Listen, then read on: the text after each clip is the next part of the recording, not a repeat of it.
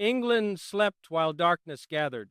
I watched a great democracy, one that had given the world the Magna Carta, fail not because it lacked resources, not because it lacked courage, but because it lacked discipline. In the years before the Second World War, Britain had everything necessary for survival except the one thing that mattered most: the sustained will to sacrifice comfort for security, present ease for future safety. And so when the test came, they were unprepared. I tell you this not to condemn them, but to awaken us. For the same comfortable habits, the same reluctance to discipline ourselves now for challenges ahead threatens our own future. The question is simple. Will we learn from their example or repeat their mistake? In the next 40 minutes, I want to speak to you not as a politician, but as someone who has walked the path from comfortable ease to purposeful discipline and discovered that this path leads directly to genuine freedom. I will share with you why the freedom you've been pursuing may actually be keeping you imprisoned. I will show you how discipline transforms from burden into liberation. And I will give you the practical methods that allowed me to lead despite chronic pain, despite political opposition, despite challenges that seemed impossible to overcome. You see, I understand something about you. You feel torn between comfort and achievement. You want to accomplish great things, yet you resist the very habits that would make them possible. You've tried discipline before, and it felt like prison. You suspect there must be another way, and I'm here to tell you that you're right. There is. But it requires that we rethink everything you believe about both freedom and discipline. Most teachers of discipline come from places of natural strength. I come from a place of weakness overcome. Most speakers on freedom ignore its costs. I have counted those costs and found them worth paying. And, most importantly, I will show you that discipline is not about becoming someone else. It's about becoming fully yourself, but with purpose, directing your power instead of impulse scattering it. Let me begin by taking you back to England in the 1930s. I was there as a young man, studying, watching, trying to understand why a great democracy was failing to prepare for an obvious threat. Britain at that time was comfortable. More than comfortable, actually. They were free. They had wealth. They had the world's greatest navy. They had an empire. They had centuries of tradition teaching them how to survive. But they also had something else. They had a deep reluctance to disturb their comfort, to sacrifice their present ease for future security. I remember walking through London and seeing a people who simply could not believe that war was really coming. They wanted peace so desperately that they convinced themselves peace would come merely because they wished it. Their politicians promised them they could have security without sacrifice, defense without cost, freedom without discipline. And the people believed these promises because they wanted to believe them. Every year, Germany was building more planes, more tanks, more weapons. Every year, Britain's leaders knew this was happening. They received reports. They saw the evidence, but they did not act with the discipline required to meet the threat. Why? Because discipline would have required sacrifice. It would have required asking their people to give up some comforts now to ensure survival later. It would have required spending money on armaments instead of on social programs. It would have required labor unions to accept some limitations on their freedom to strike. It would have required business leaders to prioritize national security over immediate profits. Everyone wanted to be prepared, but no one wanted to pay the price of preparation. This is the fundamental failure of discipline. They wanted the result, but they refused the process. They wanted to be strong, but they refused to do the things that build strength. I watched this unfold, and I wrote about it in my book. I tried to understand how a democracy, with all its advantages, could fail so completely to do what was obviously necessary. And what I discovered was this: democracies have enormous strengths, but they also have a particular weakness. That weakness is the difficulty of maintaining discipline over long periods of time when the benefits of that discipline are not immediately visible. A dictator can force his people to sacrifice. He can command them to work 7 days a week in munitions factories. He can tell them to accept lower wages and longer hours, and they have no choice but to obey. But a democracy cannot do this. A democracy must persuade its people to choose sacrifice voluntarily, and this is much, much harder. The British people, in their freedom, chose comfort. Each union chose to protect its own interests. Each business chose to protect its profits. Each political party chose positions that would win elections, rather than positions that would ensure survival. And so, year after year, while Germany disciplined itself for war, Britain drifted in comfortable freedom. Then came Munich. In 1938, Hitler demanded Czechoslovakia, and Britain was forced to face the reality of their unpreparedness. They had to choose between war they could not win or surrender they could not justify. They chose surrender. They told themselves it was peace, but in their hearts they knew the truth. They had failed to discipline themselves in time, and now they were paying the price. But here is what matters for you and for me. Britain eventually woke up. After Munich, after the shock of realizing how close they had come to destruction, the British people found their discipline. They found it because they had to. Survival demanded it. And once they found it, they became extraordinary. They worked 7 days a week. They accepted rationing. They endured bombing. They sacrificed everything for victory. And ultimately, they prevailed. This teaches us something vital. The capacity for discipline exists within every person, within every free society. But that capacity usually remains dormant until crisis forces it to awaken. The question is, must we always wait for crisis? Must we always let the house start burning before we wake up? Or can we develop the discipline to act while there is still time? I learned something from Britain's experience that shaped my entire approach to leadership. I learned that freedom without discipline is not really freedom at all. It's just comfortable slavery to your own impulses, your own immediate desires, your own reluctance to face hard truths. Real freedom, the kind that survives crisis, the kind that accomplishes great things, requires discipline as its foundation. Let me share another story with you, this one much more personal. In 1943, I was commanding a patrol torpedo boat in the South Pacific, PT 109. On the night of August 1st, a Japanese destroyer struck us, cut our boat in half, killed 2 of my crew instantly. The boat exploded into flames. We were thrown into the darkness of the ocean. 11 of us survived that initial impact. 11 men, treading water in enemy territory, miles from any friendly shore, with no one knowing where we were or if we were even alive. We clung to the wreckage as long as we could, but the boat was sinking. We had a choice to make, and we had to make it quickly. We could stay with the wreckage and hope someone would find us before the enemy did. Or we could swim for an island we could barely see in the darkness 4 miles away. 4 miles doesn't sound like much when you're standing on dry land, but in the open ocean, at night, with 11 exhausted and injured men, 4 miles might as well be 400. One of my men was badly burned. Another had injured his leg. All of us were in shock, cold, terrified. The easy choice, the natural choice, would have been to wait, to hope, to conserve our energy and pray for rescue. But I knew that waiting was death. Slowly, perhaps, but certain. I took the badly burned man, strapped him to a life jacket, put the strap between my teeth, and started swimming. And I ordered the others to follow. One of them, one of the young sailors, was so exhausted he wanted to give up. He said he couldn't make it.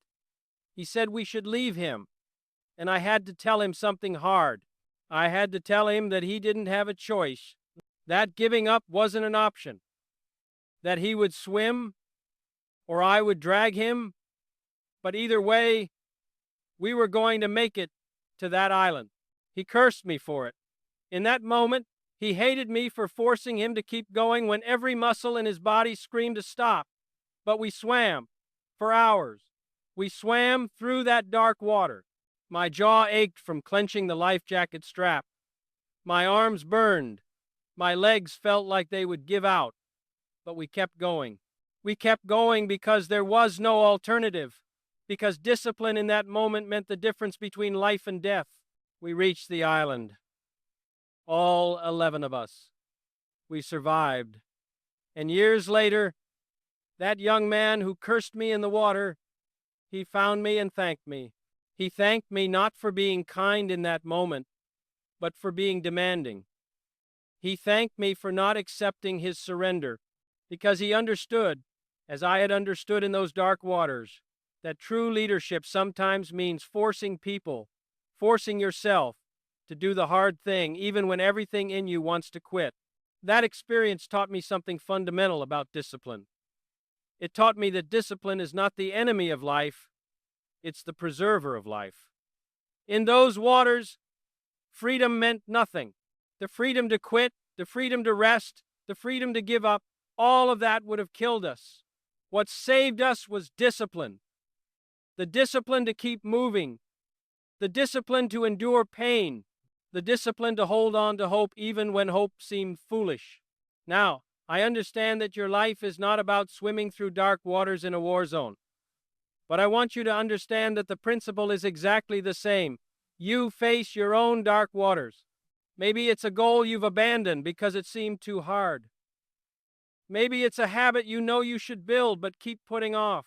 Maybe it's a dream you've let die because maintaining it required too much discipline, too much sacrifice, too much persistent effort without immediate reward. And I'm here to tell you what I had to tell that young sailor in the Pacific. You don't have the luxury of giving up. Not if you want a life that matters. Not if you want to accomplish something meaningful. Not if you want to be truly free. But here's where most people get confused. They think discipline means suffering for suffering's sake. They think it means becoming rigid, joyless, robotic. That's not what I'm talking about at all. Let me share one more story. And this one is about my private battle, the one most people never saw. I have lived with chronic back pain for most of my adult life. There are mornings when I wake up and the pain is so intense that getting out of bed seems impossible. There are days when sitting through a meeting requires more strength than most people will ever have to summon for anything. There are moments when the pain is so consuming that continuing seems beyond my capacity. I tell you this not to seek sympathy, but to establish something important. I am not someone who found discipline easy or natural. I am someone for whom every day requires a conscious choice to continue. Despite pain, despite exhaustion, despite the constant temptation to choose comfort over duty. And here's what I learned from this daily battle. Discipline in the face of pain is not about being superhuman. It's about being purposeful. On the days when the pain is worst, I don't get out of bed by being strong. I get out of bed by remembering why I must. I remember that I have responsibilities. I remember that I have work to do that matters. I remember that other people are counting on me. And that memory, that sense of purpose, gives me the discipline to move despite the pain. This is the secret that changes everything. Discipline without purpose is torment. But discipline in service of a purpose you truly believe in, discipline in pursuit of something that matters more than your comfort, that kind of discipline doesn't feel like prison. It feels like necessity. And once you see it as necessary for something you care about deeply, it becomes not just bearable but almost automatic. My private discipline, my daily choice to function despite pain, became the foundation of my public service. The discipline I developed in those private battles made it possible for me to serve, to lead, to accomplish things that mattered. And in that transformation, I found something unexpected. I found that the discipline which seemed like a burden was actually giving me freedom. Freedom to make a difference. Freedom to lead. Freedom to matter. Now, let me connect these stories to a truth that applies directly to your life. What I learned from England's failure, from those dark waters in the Pacific, from my daily struggle with pain, all points to the same fundamental principle. True freedom does not come from the absence of constraint. It comes from choosing the right constraints. Freedom through discipline. This is the paradox that most people never understand. Think about it this way. Imagine someone who lives without any discipline at all. They eat whatever they want, whenever they want. They sleep as late as they wish. They avoid any difficult task. They pursue every pleasure, every comfort, every easy path. Are they free? It might seem that way. They certainly have no external constraints on their behavior, but watch what happens over time. The person who eats without discipline becomes unhealthy, limited in what they can physically do, controlled by cravings they cannot resist. The person who sleeps without discipline finds their days slipping away, their goals perpetually out of reach. The person who avoids all difficulty never develops the skills or strength to accomplish anything meaningful. And the person who pursues every pleasure finds that pleasures become less pleasurable, that they need more and more stimulation to feel anything at all. This person is not free. They are enslaved, enslaved to appetite, enslaved to impulse, enslaved to the path of least resistance. They have no discipline, true, but they also have no power, no strength, no capability to achieve anything difficult or meaningful. They are free in the way a leaf is free, blown by every passing wind, with no ability to choose its own direction. Now imagine someone different. Imagine someone who disciplines themselves. They eat purposefully, choosing foods that nourish their body. They sleep on a schedule that allows them to wake energized. They face difficult tasks consistently. They delay pleasure when necessary in pursuit of larger goals. Are they free? Many would say no. Many would look at all those constraints, all that discipline, and think this person is imprisoned by rules. But look more closely. This person is healthy and energetic. They are capable of doing things the undisciplined person cannot do. They are strong enough to take on challenges. They have skills developed through consistent practice. They have accomplished things that matter. They have created a life of meaning and purpose. Who is truly free? The person with no discipline, enslaved to every passing impulse? Or the person with discipline, capable of choosing their direction and possessing the strength to travel it?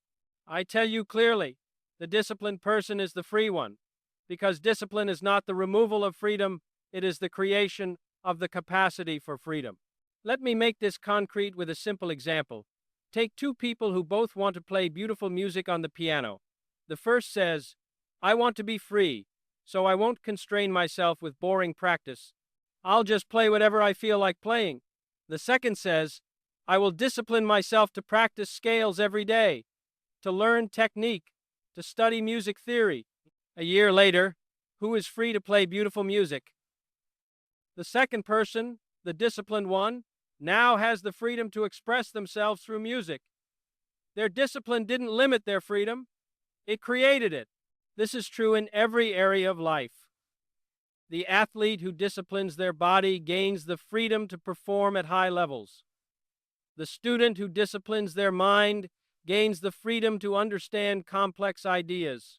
The person who disciplines their finances gains the freedom to make choices without being controlled by debt. The citizen who disciplines themselves to stay informed and involved gains the freedom to shape their democracy. Discipline is not the opposite of freedom. Discipline is the pathway to freedom.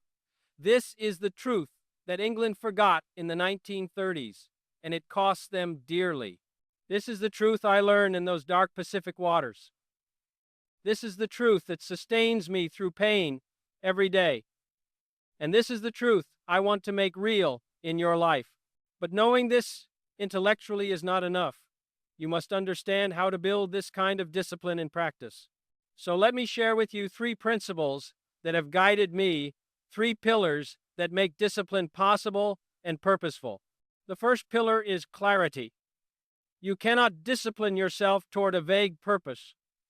You must know with absolute clarity what you are disciplining yourself toward and why it matters.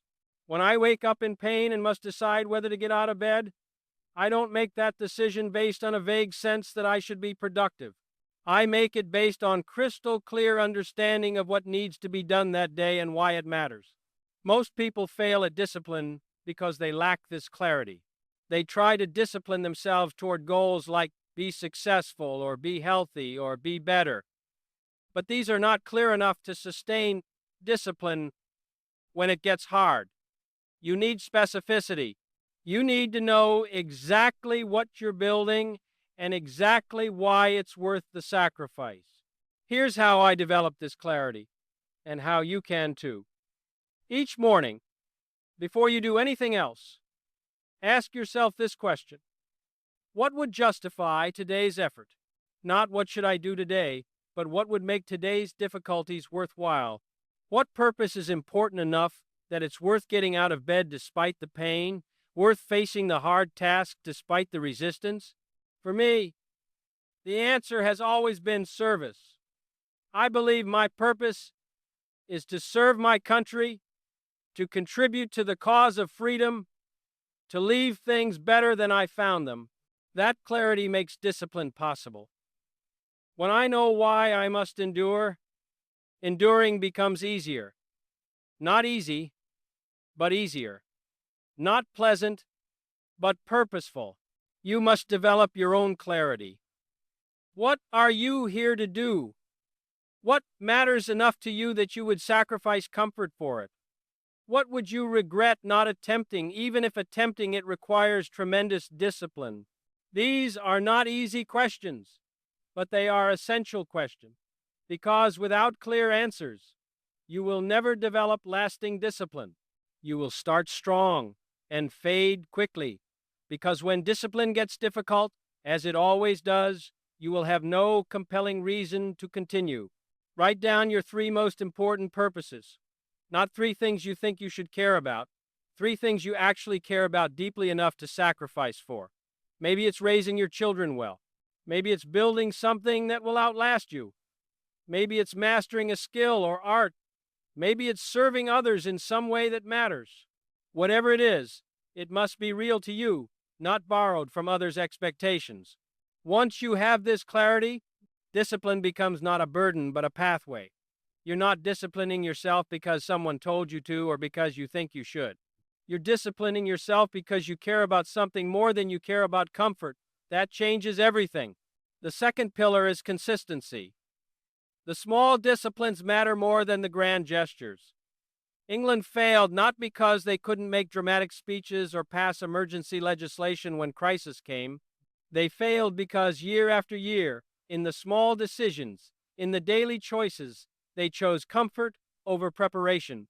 They wanted dramatic solutions that would solve everything at once, but they refused the boring, consistent work of building strength little by little. I learned this lesson the hard way. In my youth, I thought success came from big moments, dramatic decisions, heroic acts, and those things have their place.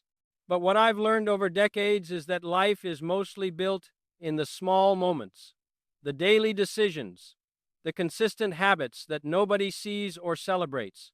My ability to function despite pain doesn't come from occasionally being heroic. It comes from having routines, rituals, practices that I follow every single day, whether I feel like it or not. I exercise in specific ways that help my back. I eat certain foods that reduce inflammation. I maintain a schedule that gives my body the recovery it needs. These are not glamorous things. Nobody writes songs about someone's daily stretching routine, but these small, consistent disciplines make everything else possible. Most people want discipline to be exciting. They want to feel motivated every day. They want each act of discipline to feel like progress. But real discipline is usually boring. Real discipline is doing the same things day after day, even when you don't feel like it, even when you see no immediate results, even when no one is watching or applauding. This is why consistency feels difficult. Your brain is wired to seek novelty, to be excited by new things, to get bored with repetition. But meaningful achievement almost always requires repetition. The musician must practice the same scales hundreds of times. The athlete must run the same drills thousands of times. The leader must make the same kinds of difficult decisions over and over. There is no shortcut through this. There is only the consistent doing of what needs to be done. Here's how to build this kind of consistency. Start smaller than you think you should. Most people fail at discipline because they try to change everything at once. They make grand plans. They commit to dramatic transformations, and then they fail because dramatic change is almost impossible to sustain. Instead, identify one small discipline, something so small that you can absolutely do it every single day, no matter what. Maybe it's 5 minutes of exercise. Maybe it's reading one page. Maybe it's writing one paragraph. Maybe it's making one small improvement in your work. The specific action matters less than the consistency. Do this one small thing every single day for 30 days. Not when you feel motivated, not when it's convenient. Every single day without exception. This teaches your brain something crucial. It teaches you that you are capable of consistency, that you can override your impulses, that you can do what you decided to do regardless of how you feel in the moment. After 30 days of perfect consistency with something small, add another small discipline, then another. Over time, these small, consistent disciplines compound. They build on each other. They become habits so ingrained that not doing them feels wrong. And that is when you have truly developed discipline. Not when you occasionally do something difficult, but when you consistently do what needs to be done. The third pillar is sacrifice. This is the hardest truth, the one most people resist. Every yes to discipline requires a no to something else. Every commitment to what matters requires releasing what doesn't matter. Every choice to build something requires giving up the comfort of doing nothing. I gave up ease. I gave up the comfortable life I could have had if I had chosen differently.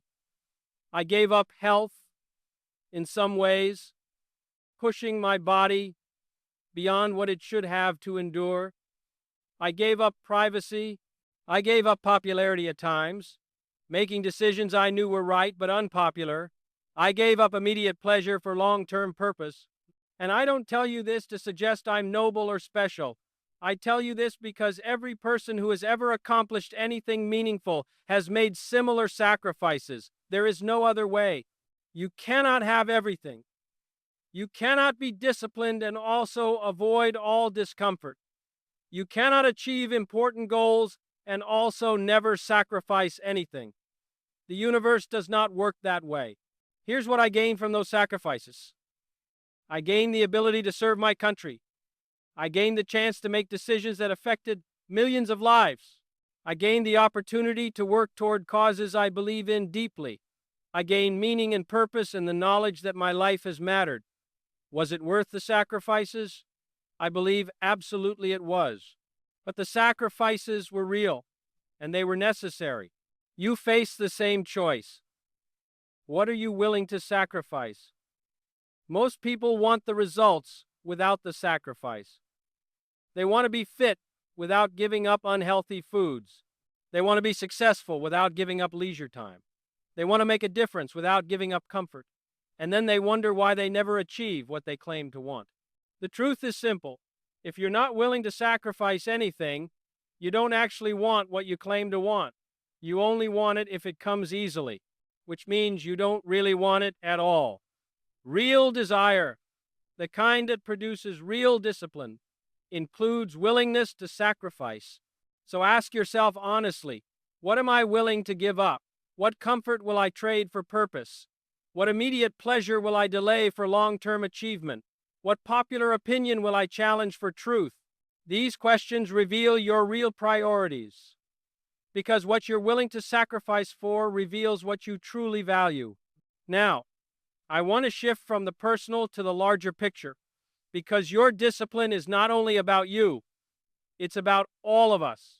You see, democracy itself depends on the personal discipline of its citizens in a way that no other form of government does. In a dictatorship, order comes from force. The government disciplines the people whether they want to be disciplined or not. If you don't work hard, you're punished. If you don't obey, you're imprisoned or worse. The system forces discipline from the outside. It's brutal, it's dehumanizing, but in a terrible way, it's effective at creating a kind of order. But democracy cannot work this way. Democracy is based on freedom. And freedom means that no one is forcing you to be disciplined. No one is making you work hard, stay informed, participate in your government, or contribute to your community. You are free to be lazy, free to be ignorant, free to be selfish. Democracy allows this. It trusts you with this freedom. But here's the paradox. If too many citizens choose to be undisciplined, if too many people prioritize their personal comfort over their civic responsibility, if too many individuals refuse to sacrifice for the common good, then democracy fails. Not because democracy is weak, but because a democracy is only as strong as the discipline of its people. This was England's lesson. They had a democracy. They had freedom, but they lacked the collective discipline to prepare for an obvious threat. Each group, each union, each business, each party chose its own interests over the national interest. And together, these individual choices of comfort over discipline nearly destroyed them. America faces the same test. We face it every generation. The question is always the same. Will we discipline ourselves for the future, or will we choose comfort in the present?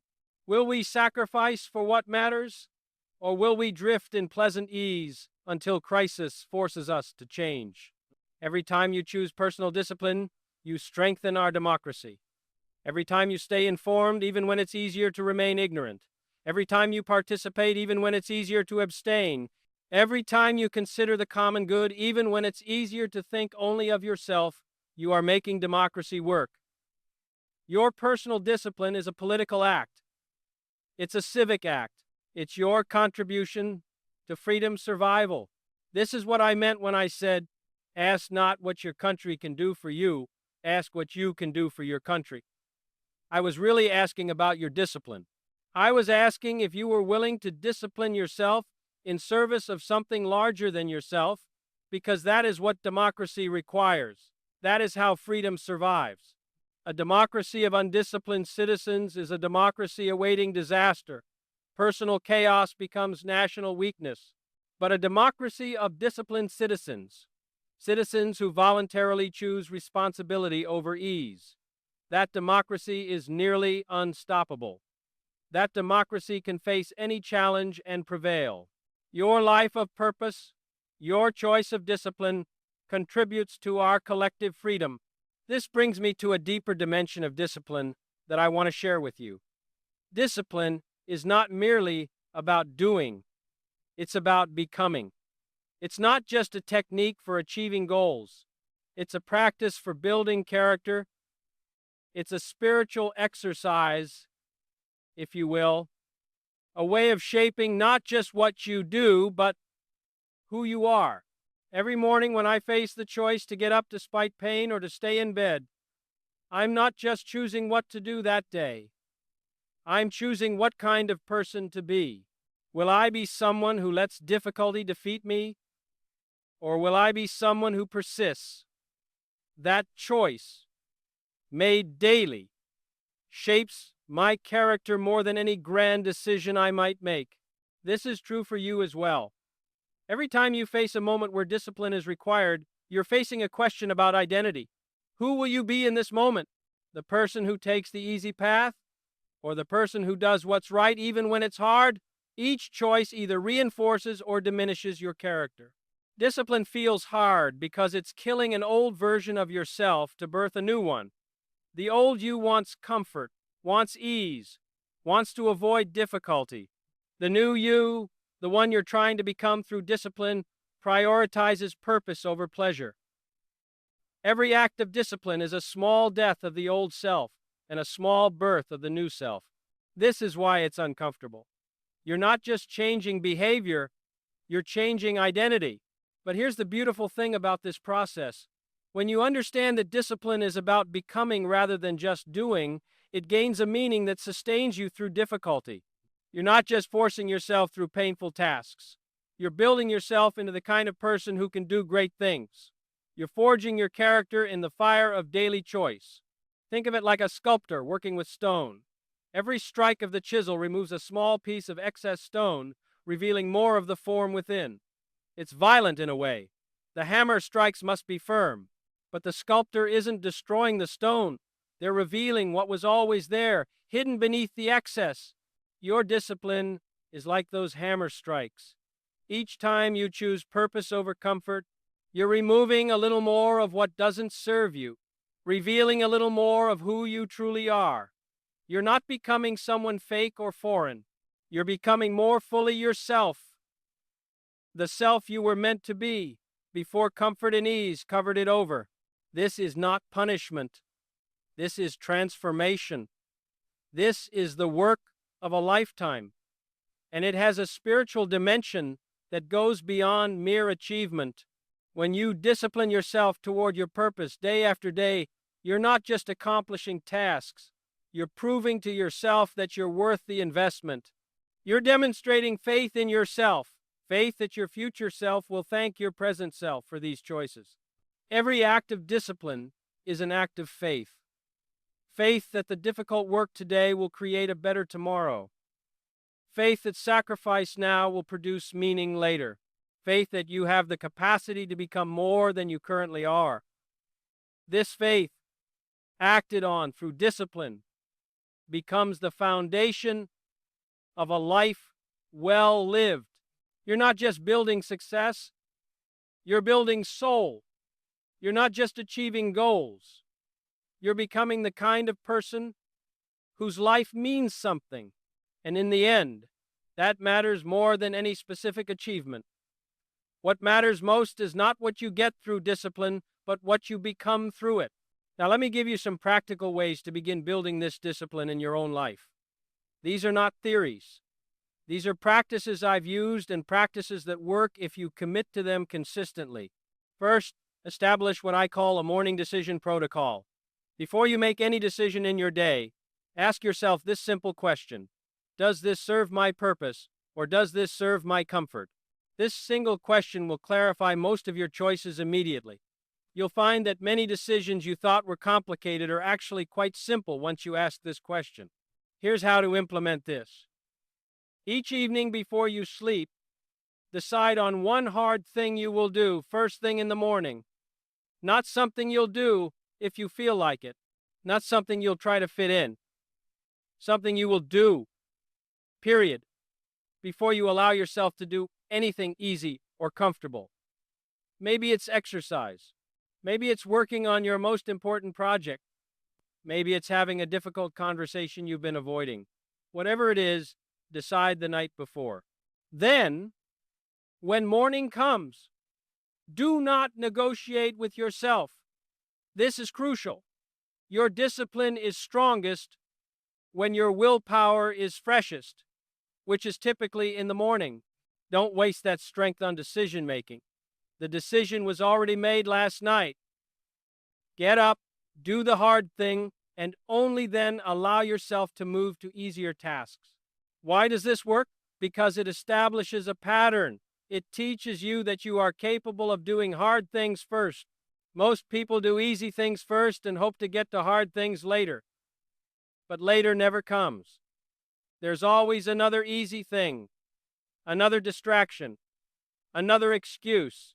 By doing the hard thing first, you prove to yourself every morning that you can override your impulses.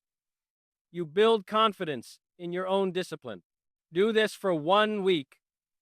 Just 1 week. of doing one hard thing first thing every morning.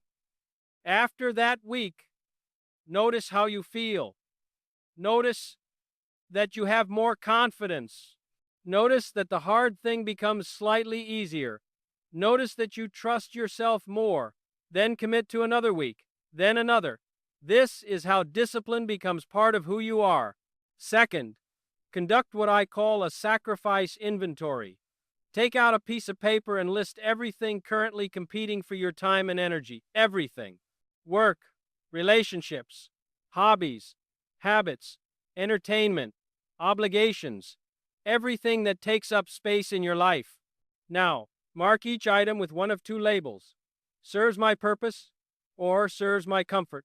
Be ruthlessly honest. Many things you'll want to justify, things you'll want to say serve your purpose when really they just serve your comfort or your ego. Be honest. This exercise only works if you're willing to see the truth. Look at all the things marked as serving only your comfort. You need to make some no's. This week, identify 3 things you will stop doing. 3 areas where you will say no to protect your purpose. Maybe it's a time-wasting habit. Maybe it's a social obligation that drains you without contributing anything meaningful. Maybe it's a way you spend money that doesn't align with your values. Whatever it is, say no to 3 things. This is difficult because every no feels like loss.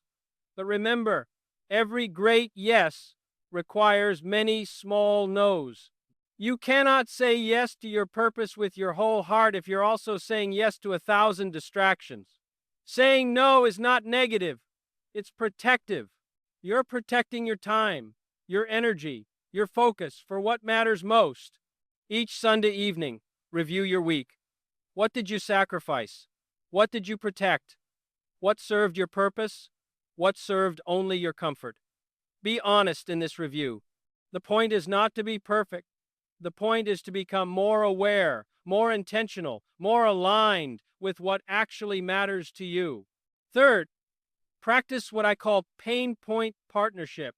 Identify the area where discipline feels most difficult for you. Maybe it's getting out of bed early. Maybe it's doing focused work without distraction. Maybe it's having difficult conversations. Maybe it's maintaining patience with your children. Whatever it is, identify your hardest point of discipline. Now, here's the key. That point of greatest difficulty is not your weakness. It's your growth edge. It's where you have the most to learn, the most to gain. So instead of avoiding it or feeling ashamed of it, partner with it. Commit to facing that precise difficulty every single day for 30 days. Not to conquer it, not to make it disappear, but to learn from it. Each day, when you face that difficult point, pay attention. What does it teach you about yourself? What does overcoming it today teach you about your capacity? What does the resistance you feel reveal about old patterns you need to release? Keep a simple journal. Each day, write 1 sentence about what you learned from facing your hardest point of discipline. Over 30 days, you'll build a record of transformation. You'll see patterns. You'll see growth.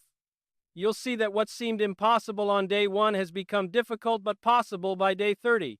Fourth and finally, practice what I call democratic discipline. Choose one way your personal discipline serves something beyond yourself. This is crucial because discipline maintained only for selfish purposes eventually fails. We are not meant to live only for ourselves. We are meant to contribute, to serve, to make things better for others. Maybe your discipline serves your family. Maybe you're building health so you can be present for your children longer. Maybe you're building skills so you can provide better for those who depend on you. Maybe you're building character so you can be an example worth following. Or maybe your discipline serves your community. Maybe you're building knowledge so you can contribute more effectively. Maybe you're building resources so you can help others. Maybe you're building strength so you can serve in difficult times. Or maybe your discipline serves your country, your world, the future. Maybe you're building something that will outlast you. Maybe you're solving problems that will benefit people you'll never meet. Maybe you're preserving something valuable for the next generation. Whatever it is, Make it visible. Tell someone what you're disciplining yourself toward and why it matters beyond yourself. This does three things. First, it makes your discipline meaningful in a deeper way.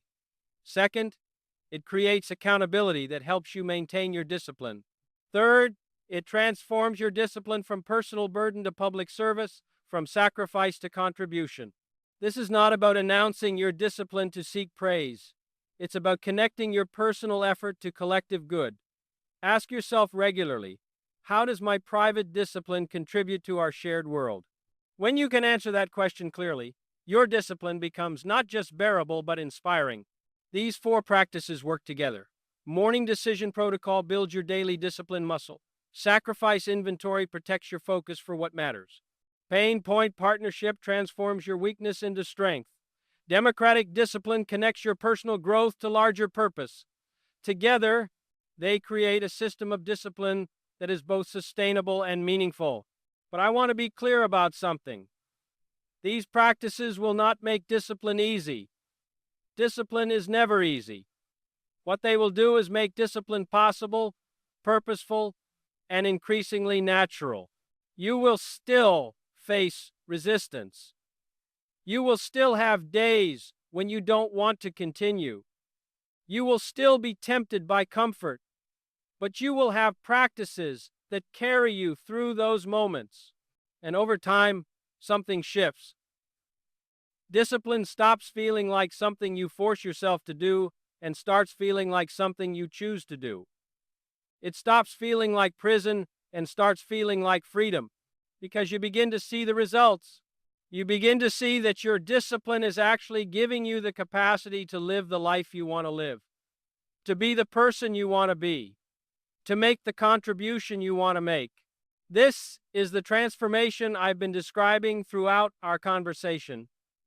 Discipline becomes freedom, not because the discipline itself is freedom, but because discipline builds the capacity that freedom requires.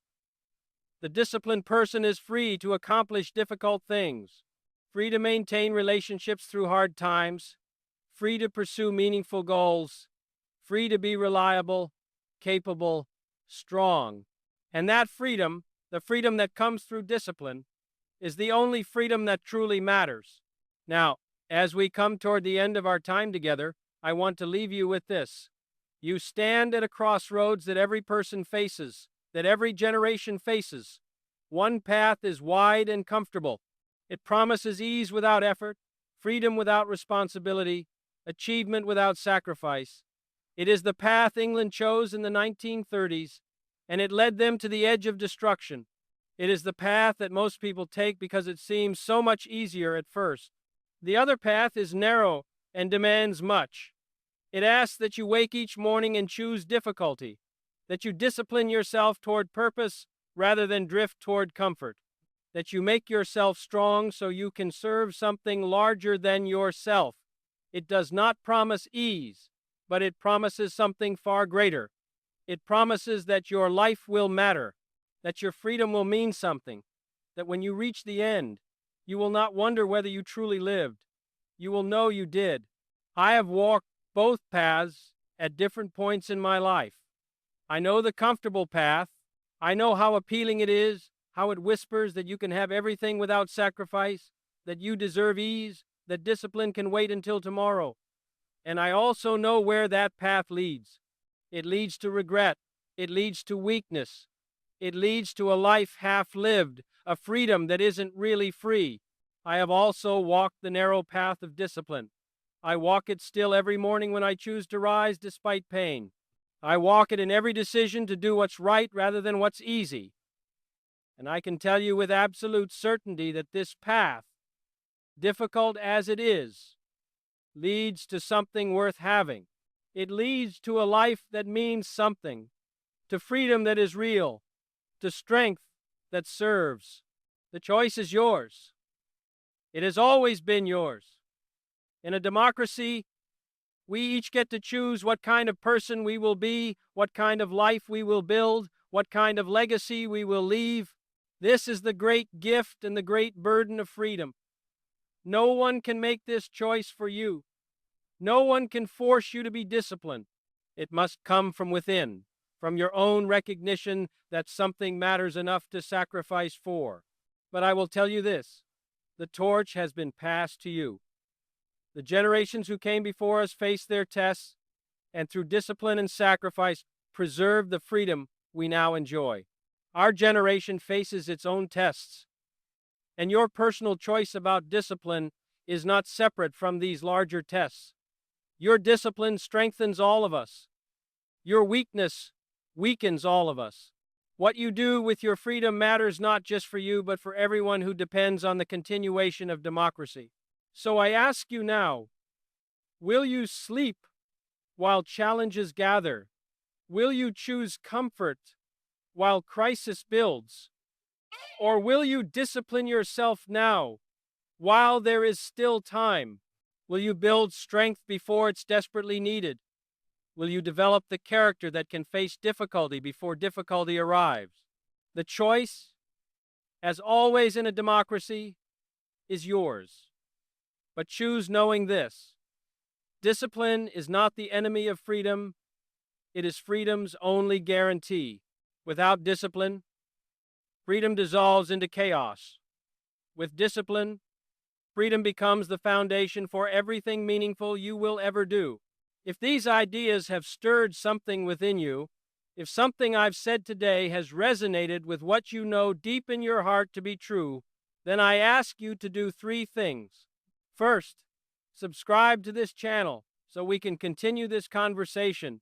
I want to keep sharing with you the principles that make democracy work, the philosophy that has guided me through difficulty, the lessons I've learned about leadership and purpose and service. Your subscription tells me that these ideas matter to you, and it helps others who need this message find their way here. Second, let me know this resonated by pressing the like button. It helps build a community of citizens who understand that our personal discipline strengthens our collective freedom. It's a small act, but it's an act of participation, and participation is the essence of democracy. Third, and most importantly, share in the comments one specific area where you will begin practicing discipline this week. What is the one thing you will commit to? What purpose will you discipline yourself toward? Don't just watch this and forget it. Don't just feel inspired for a moment and then return to old patterns. Make a commitment. Write it down in the comments. Make it public. Because public commitment creates accountability, and accountability strengthens discipline. And read the other comments.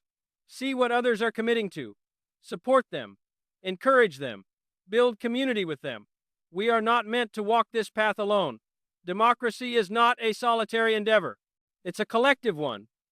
And your discipline, combined with the discipline of others who care about living meaningful lives, creates a force powerful enough to change the world. Remember this as you go forward. Ask not what comfort your life can give you. Ask what purpose your discipline can serve. The answer to that question will set you free. Not free in the shallow sense of having no constraints, but free in the profound sense of having the capacity to make your life matter, to contribute something valuable, to be someone reliable and strong and purposeful. This is the freedom that survives crisis. This is the freedom that builds great nations. This is the freedom that makes a life worth living. And it comes only through discipline. The torch has been passed to you. What will you do with it?